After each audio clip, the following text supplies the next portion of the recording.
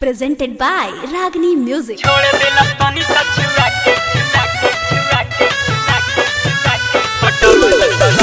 Manish Raksol.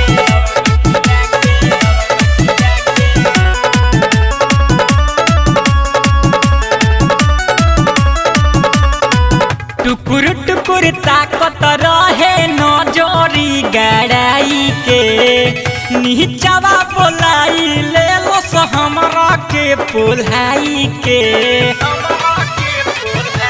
सुनना टुकुर टुकुर ताकत रहे नजरी गहराई के नीचवा बोलाई ले लो हमरा के पोलाई के लाइल रहे ओढ़ा से बनवाई के आइरनी नाचे उमर रहे काटे छोड़ देलस तनी सछुआ के पटवल सलवन खिया के पटवल सलवन खिया के आइरनी नाचे उमर रहे काटे छोड़ देलस तनी सछुआ के पटवल सलवन खिया के पटवल सलवन खिया के Lalsa Recording Studio, Gopalganj.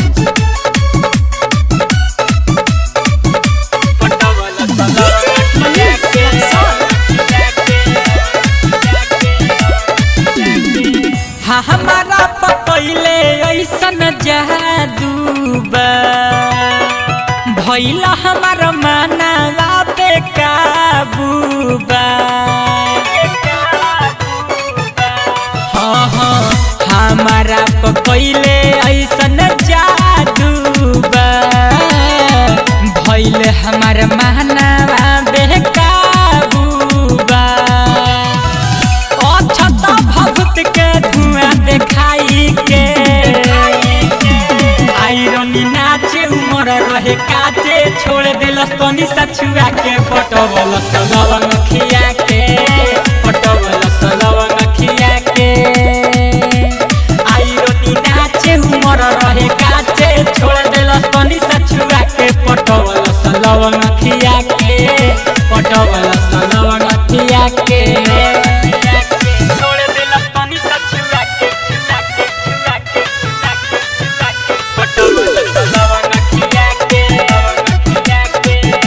खिया के Lalsa Recording Studio, Gopalganj. मासूम कभी फंसा गईनी फेर में बुले तो राजा के मौका देनी ओनेर में हाँ मासूम कभी फंसा गईनी ओनेर में बुले तो राजा के मौका देनी ओनेर में से सब विकास के बोलाई के आइरनी नाचे उमर रहे काटे छोड़ देलस तनी सछुआ के पटवल सलवन खिया के